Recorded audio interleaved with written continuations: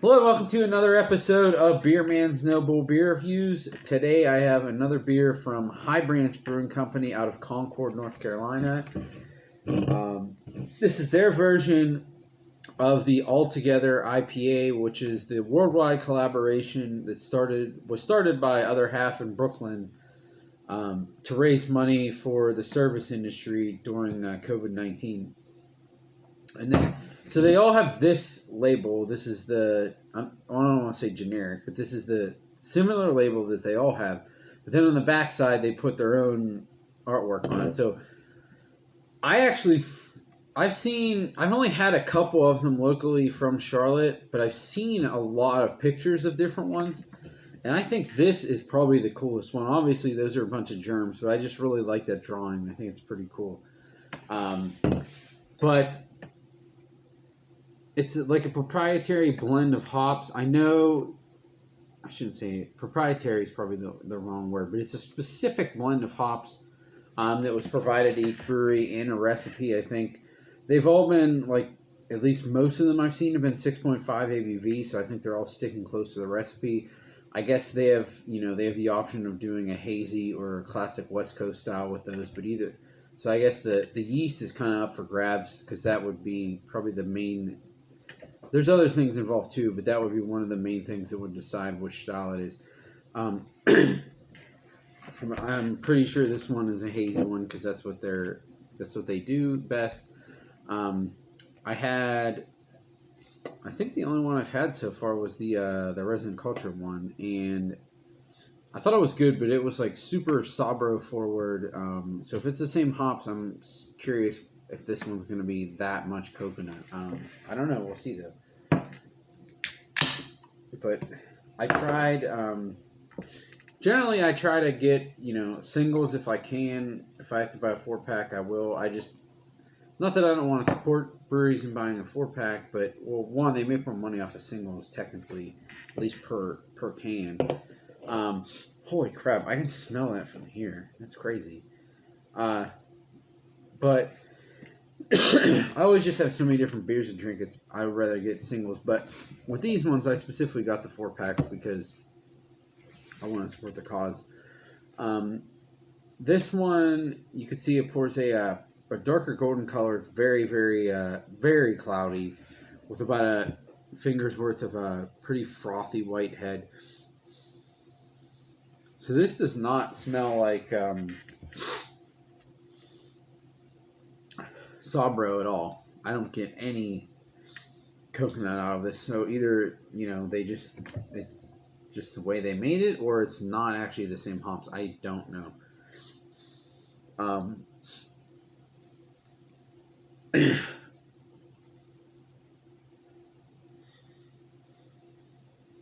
So there's a lot of pineapple. There's a little bit of like candied orange.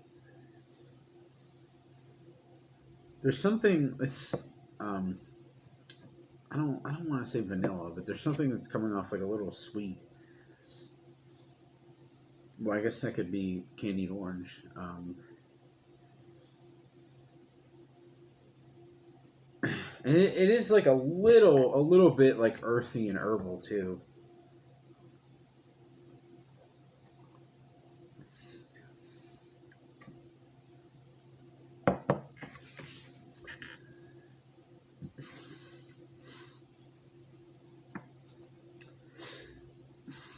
Now I'm really curious if these actually are basically supposed to be the same beers, because the one, I don't really get any coconut out of this, so if there is that same amount of Sabro in it, that's weird.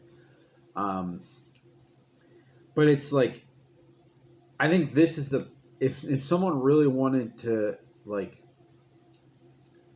see what the difference was between like the water profile and the yeast, because really, if the hops are, I would usually in a recipe, the yeast I would think would be the one thing that maybe you can change, because a lot of breweries have house yeast.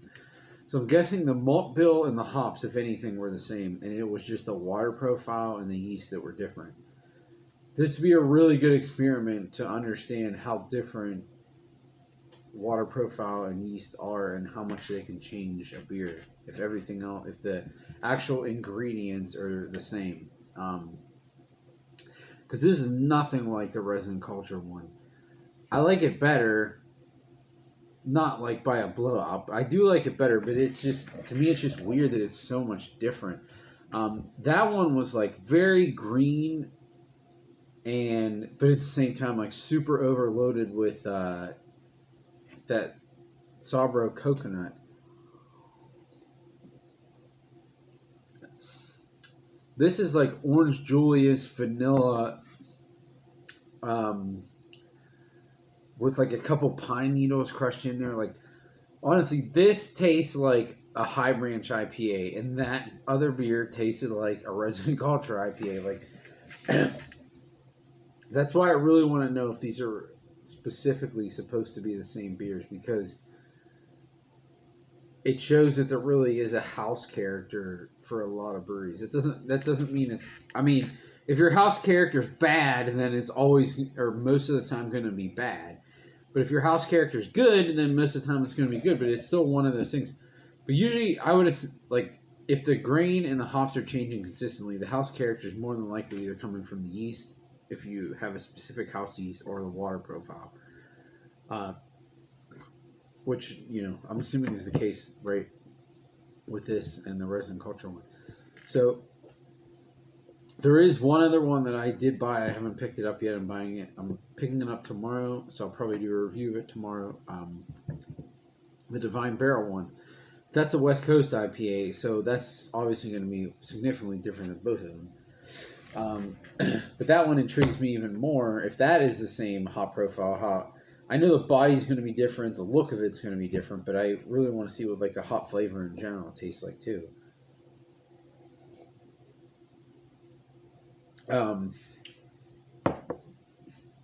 Getting back away from the comparison realm and just talking about the actual beer itself, there's a lot of pineapple and orange juice.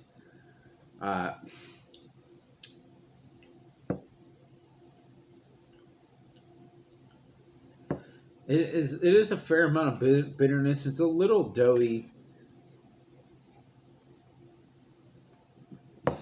Like I said, there's a little bit of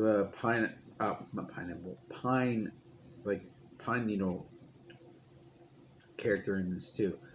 But it's just, if you're used to having High Branch IPAs, like this it's actually one of the lesser, because theirs are usually not to like the point of like Brew Gentlemen, but theirs are usually like very soft and fluffy. This is not quite as much as some of the other ones. But I do think it's still really well done. And like I said, I cracked it open, I poured it, and I smelled it like from a foot away. It is super, super pungent. And it's just another really, really well done IPA. I tell this to people locally, and I'm saying this right here with this one too. If this is literally supposed to be the same beer, I like High Branch's IPAs better than Resin Culture. That doesn't mean that I think they're a better brewery in total. I think they're both great breweries. I think I probably like Resin Culture better for several other things, but in IPAs, I think High Branch, at least the New England style, rules the Charlotte area. West Coast is definitely have to be Divine Barrel. I think no one touches them when it comes to that. But yeah, I think on my scale of buy, drink, dump, it's an interesting one, because obviously once these sell out, I'm never going to be able to buy this again. Why would they ever make this again? Unless there's another pandemic in 2 years, which I hope to God there isn't. But if this was just another beer and they made it again and I was able to buy this again, I would buy this. I think it was like $16, $17 4-pack. I would definitely buy this. It's not my favorite IPA that they've done. It's not even probably in my top couple, but it's definitely in the top half, and I think it's really well done, and I would buy it again. So I think that's all I got on this one. Please like, comment, subscribe, let me know what you think, and I look forward to doing the next one. Thanks.